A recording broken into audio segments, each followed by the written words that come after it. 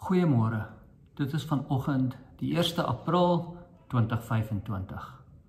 Mag die Here met julle wees. Kom ons bid saam. Here, baie dankie vir die voorreg wat ons het om 'n Bybel te hê, om geskrifte te kan lees wat duisende jare oud is. Here, baie dankie dat al hierdie wyshede behoue gebly het vir ons. Amen.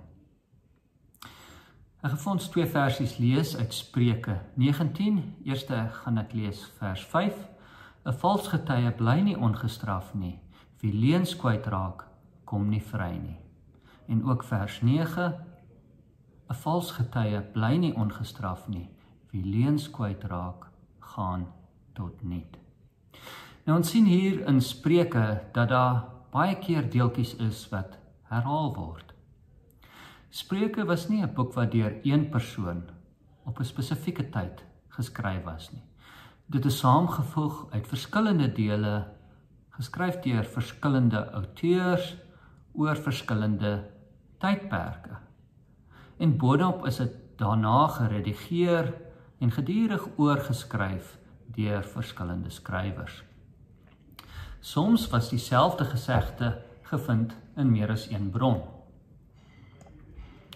En dit is een rede hoekom daar so baie herhaling in Spreuke is. In tradisies waar gesegdes oorvertel was herhaling ook gebruik om te verseker dat gedagtes beter onthou word.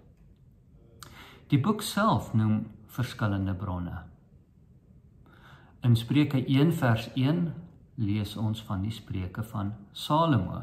En dit is seker hoekom meeste mense dink dat al die Spreuke deur Salomo geskryf was. Maar ons lees ook in Spreuke 22 vers 17 dat hierdie bestaan uit spreuke van wyse mense. Of in Spreuke 30 vers 1 lees ons dit is die woorde van koning Agar. En in Spreuke 31 vers 1 lees ons dit is die woorde van koning Lemuel.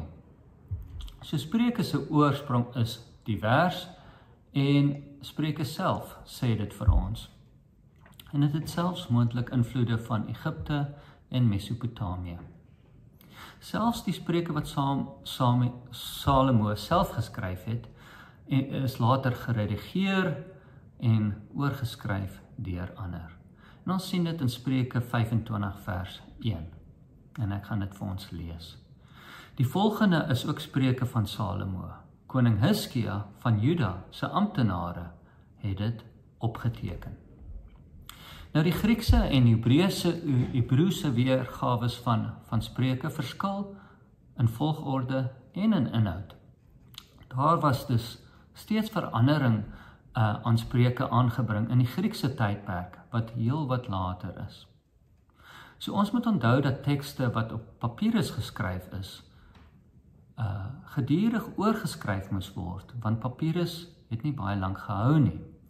So om daai heilige geskrifte te bewaar, het aangehoue werk vereis.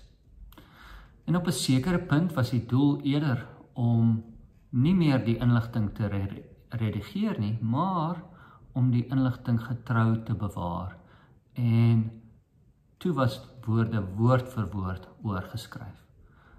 Dit beteken dus dat foute en herhalings behoue gebly het. Die genade van ons Here Jesus Christus, die liefde van God en die gemeenskap van die Heilige Gees sal met julle almal bly. Totsiens.